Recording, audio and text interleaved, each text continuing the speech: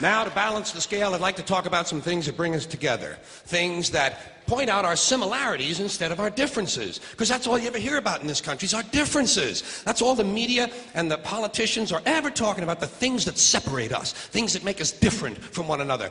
That's the way the ruling class operates in any society. They try to divide the rest of the people. They keep the lower and the middle classes fighting with each other so that they, the rich, can run off with all the fucking money. Fairly simple thing, happens to work. You know, anything different, that's what they're going to talk about. Race, religion, ethnic and national background, jobs, income, education, social status, sexuality, anything they can do, keep us fighting with each other so that they can keep going to the bank. You know how I describe the economic and social classes in this country? The upper class keeps all of the money, pays none of the taxes.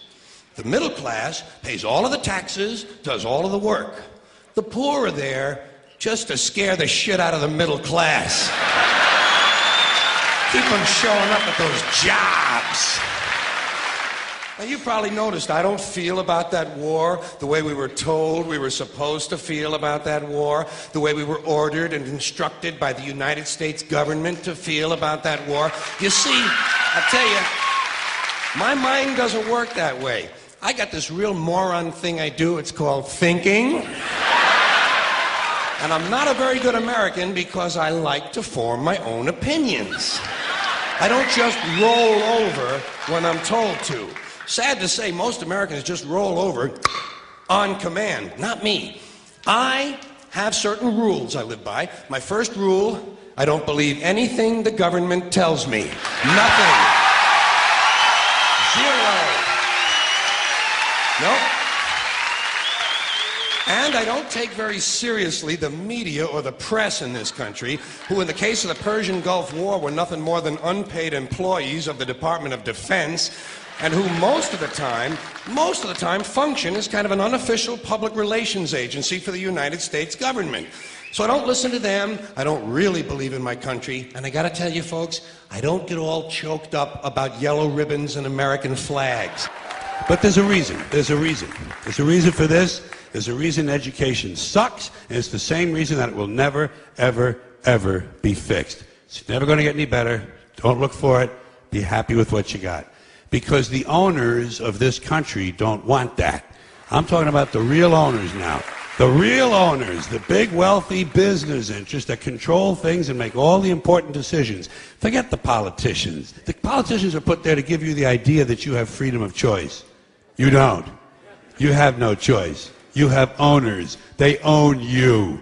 They own everything. They own all the important land. They own and control the corporations. They've long since bought and paid for the Senate, the Congress, the state houses, the city halls. They got the judges in their back pockets. And they own all the big media companies, so they control just about all of the news and information you get to hear. They got you by the balls. They spend billions of dollars every year lobbying to get what they want. Well, we know what they want. They want more for themselves and less for everybody else. But I'll tell you what they don't want. They don't want a population of citizens capable of critical thinking. They don't want well-informed, well-educated people capable of critical thinking. They're not interested in that. That doesn't help them. That's against their interest. That's right. They don't want people who are smart enough to sit around the kitchen table and figure out how badly they're getting fucked by a system that threw them overboard 30 fucking years ago. They don't want that. You know what they want? They want obedient workers. Obedient workers. People who are just smart enough to run the machines and do the paperwork, and just dumb enough to passively accept all these increasingly shittier jobs with the lower pay, the longer hours, the reduced benefits, the end of overtime, and the vanishing pension that disappears the minute you go to collect it. And now they're coming for your Social Security money. They want your fucking retirement money. They want it back, so they can give it to their criminal friends on Wall Street. And you know something? They'll get it. They'll get it all from you sooner or later, because they own this fucking place. It's a big club, and you ain't in it. You and I are not in the big club.